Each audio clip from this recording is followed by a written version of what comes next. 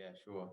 I mean, to be fair, my first question to you was going to be, for anyone who's not familiar with yourself, can you give us a bit of an idea of who you are and how you got into the Navy initially and how you ended up heading up, well, such a huge project?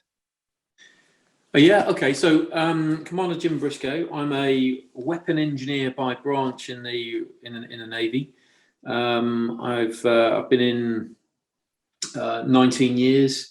I've had a very broad range of roles within that 19 years, ranging from traditional WE weapon engineering jobs at sea to across defence, capability management, training, joint land operations with a specialist group, to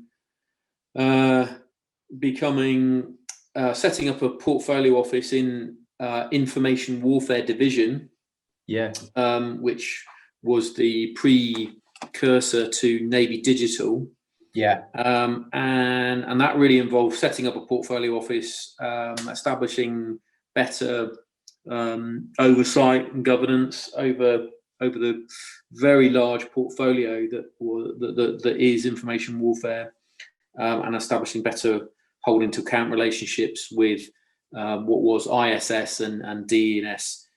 And from that role, I was asked to join David Tagorum, to help what was called Project Nelson at the time, explore what AI could do for the Navy in a fairly low key way, and really to allow it to go faster, build it, and with no expectation about how big it could get, but certainly as an accelerator, there was an aspiration for it to explore and be one of the tech bets, it was called at the time, to see how far that could go, and what we sort of led over the last 3 years has been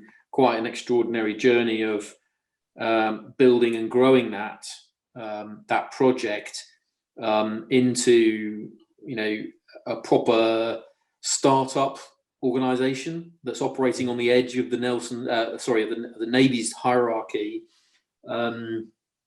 to really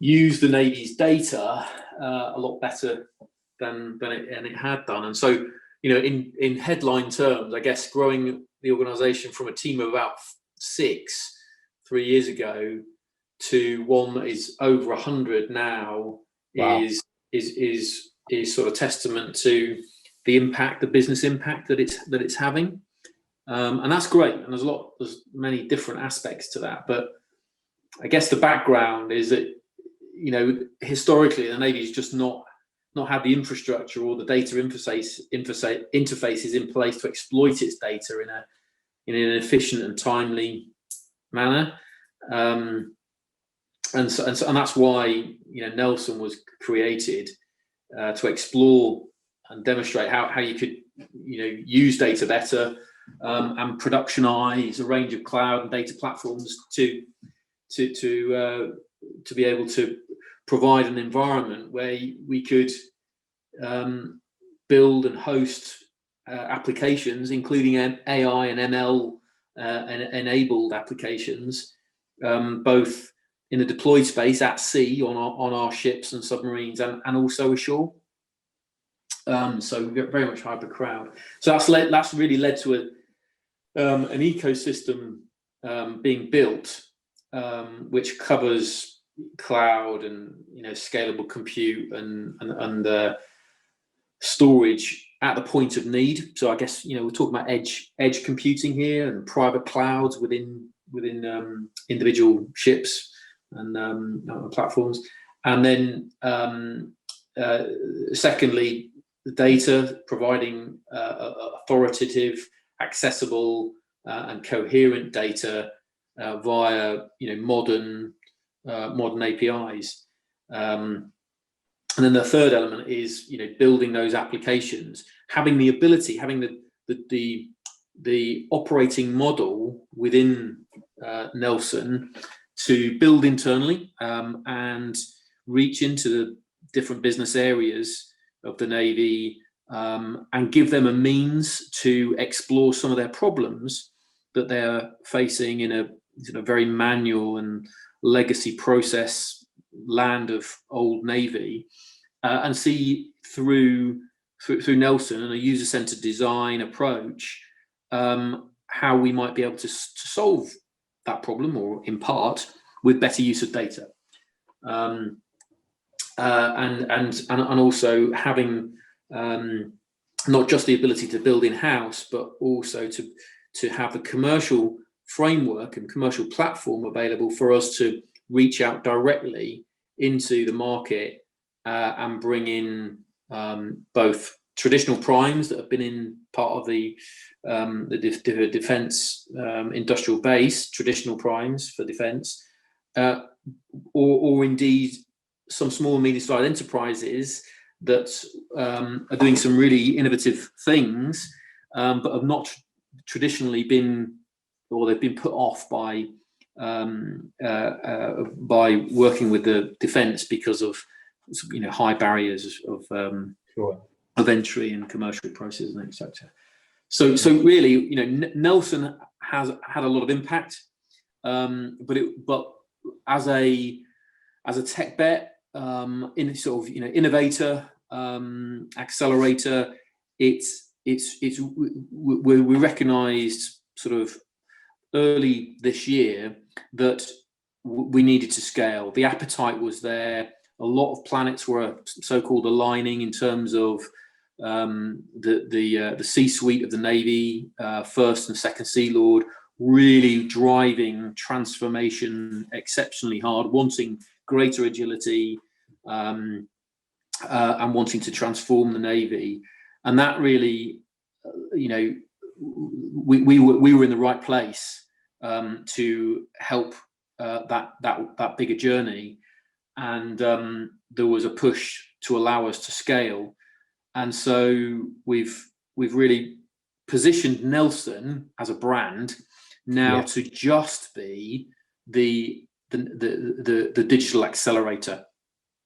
And from all the good things that have been created as part of that team, not least the environment and the culture to allow digital teams to thrive, we are growing a bigger organization called Navy Digital Services out of Nelson to deliver the whole-scale digital transformation of the Navy, and really position Navy Digital Services as the digital leadership of the Navy, and that really fits into a wider restructuring of, as I said, information warfare as a division to become Navy Digital, and the recruitment of a new CDIO, and just getting in the right SQEP, the suitably qualified and experienced personnel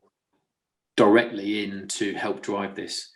So that's that kind of, in short, that's where the journey we've been on 3 years ago to now, in sort of headlines. Danny, I'm happy to go down any sort of routes or questions you have.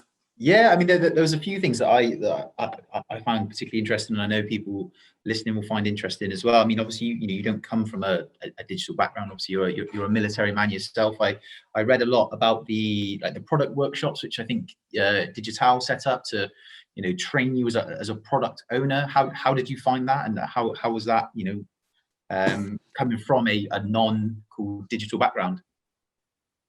Yeah, so a big part of this journey, and a big part of my focus, and where David has sort of brought the as a technologist, he's brought the sort of the digital SQEP into this.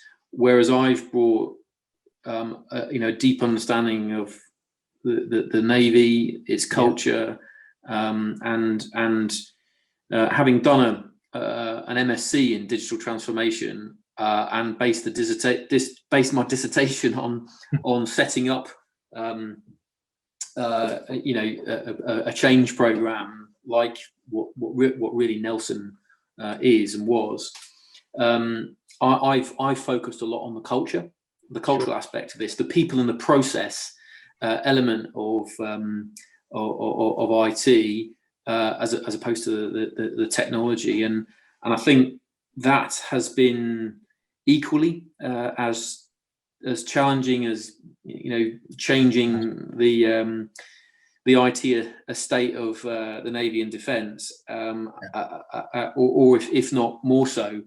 And really, a part of our journey has been about enthusing and inspiring the business areas to come and try a different approach. And I've hugely benefited. I mean, I've had lucky to have this opportunity, lucky to work with the people that I have worked with. Digital one of those. But there are many others as well that have helped, and I think one of the things that I feel is a trait which I think many people in this space understand, but it's kind of a little bit contrary to how the command and control structures of the Navy is that is recognizing how much I needed to learn and being really open to a new approach and a different way of thinking, and that digital mindset, that agile mindset, is one part. And I think digital have kind of helped me understand GDS principles and user-centered design. Sure. But I think what was also informative for me was a trip to Silicon Valley under the Defence Innovation Discovery Program, in which I was sent on this week's. It wasn't a course; it was a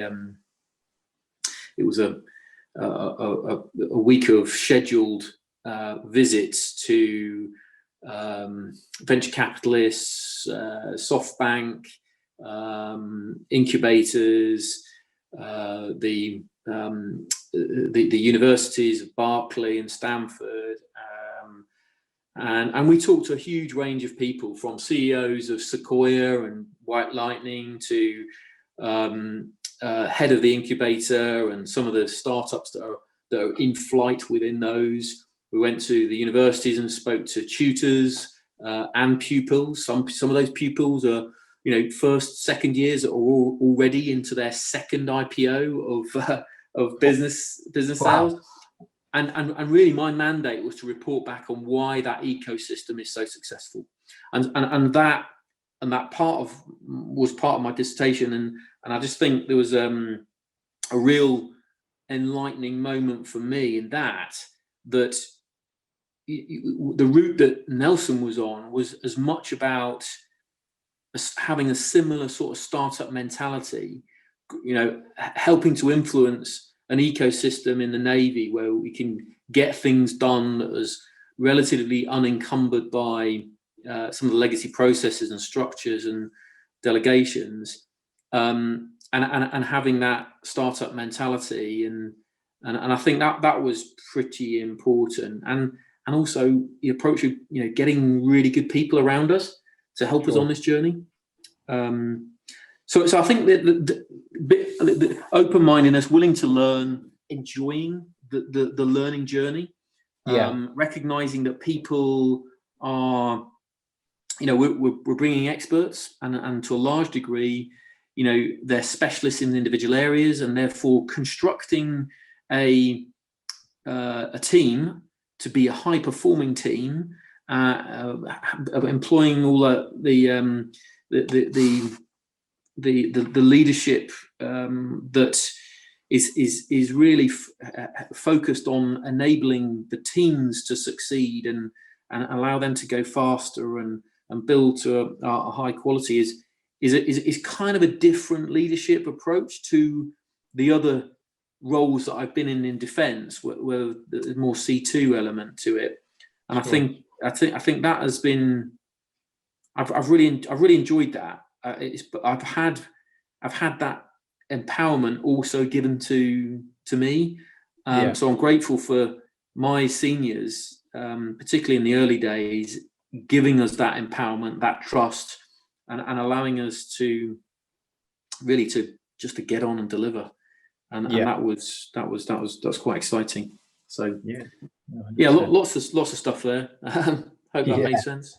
Yeah, no, definitely. I mean, it's I'm really keen to hear your thoughts on, talk about digital transformation within defence a lot, and I think it wouldn't be an unfair criticism to say historically defence has been a bit monolithic. There's been quite a lot of red tape, and I've spoken with other senior leaders in defence who are from a military background, and I've always asked the question.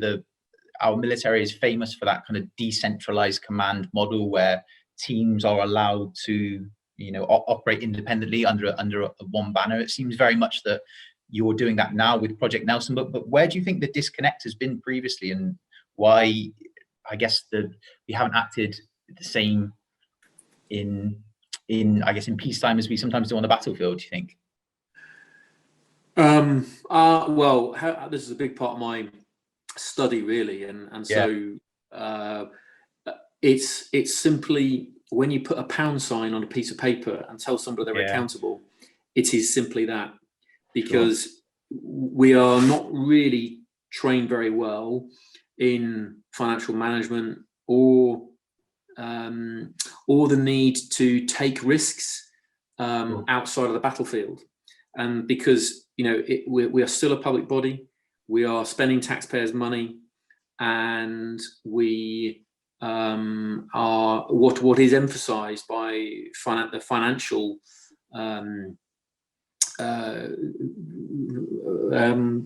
the financial seniors within each TLB is that we must demonstrate value for money. We must have a robust business case. We must, effectively conduct waterfall techniques for any kind of capability procurement exercise, which doesn't really allow, or it's not that well suited to innovation and giving people empowerment to experiment.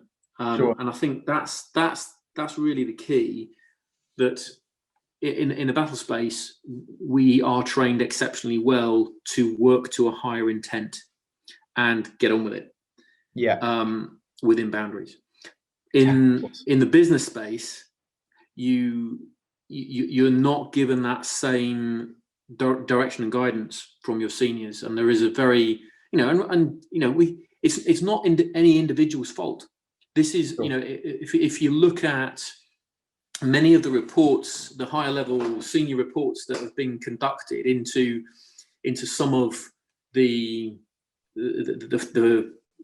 failures in defence, whether that be the Nimrod accident or Levine, it points, there is a bit of a blame, and it points to the senior responsible officer, and the lessons cascade from that really there wasn't enough control over it, and not enough oversight, and that I think has just driven a certain type of behaviour. And we really, as defence, across defence, we need to get better at a different approach which empowers people. It emphasises that experimentation is a good thing. There's the cliches of let's fail fast. I don't like that. I'd rather us nip in the bud early or fall forward, as I've heard some people say, rather than completely fail. That suggests that you're allowing things to fail, but I think you get the gist. We need to take a few more risks, and what we've found, and I've largely been at the coal front of this in our journey more than any others, is the exhaustive effort of convincing people that there's a different approach, and and getting them onto this journey, which, I mean, that's business development, right? If it was outside of the Navy or defence, it would be, you know, a founder of a startup spends first 2 years of his life, you know, selling the concept and selling the product, and infusing people that, you know, this is a bit revolutionary and this is going to change the market. And you know, whether that was, you know, whether you look at, you know, Salesforce and Mark Benioff or others, they've all disrupted a market from selling something very different. And I think that's where we are now. Really, we've made the business impact, and we're ready to scale, and we are scaling and productionizing what we've done. So certainly. I know we're relatively short for time. So one of the last things I was going to ask, which you've gone into a little bit of detail on already, was what are some of the lessons that you've learned when it comes to selling, you know, the idea of a digital first approach to some of your military colleagues? Are there any lessons you've learned that have helped people get on board, you know, more quickly?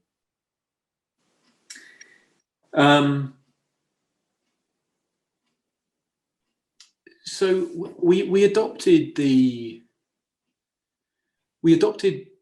the approach of seeking win-win situations early, and the whole collaboration early. We also adopted go with where the engagement is greatest first, which I think that's a key lesson. I think we did that deliberately because that's where we gained the most traction. Because we had engaged effectively an engaged business area. Their own digital thinking was fairly mature. They didn't need a huge amount of convincing. They were leaning in. They could see the value of building something, and they liked the new approach. But that wasn't necessarily where the big strategic value was. And in fact, in parallel with that particular initiative I'm thinking about, we did try and start a project with a business area where there was real strategic value, and you know, arguably, it was where the Navy's digital backbone should be formed around. But the engagement that we had there wasn't as great. So whilst we progressed, it didn't progress very well because it didn't have the agitation and the support of leadership. So I think we could have probably engaged with seniors earlier on that, and helped that on, because I think that got delayed about 8 months. We've made some mistakes with regard to people, in terms of securing people and getting ourselves prioritized within the Navy to be able to bring in more military people quicker. That was a very slow process. And I think organizationally,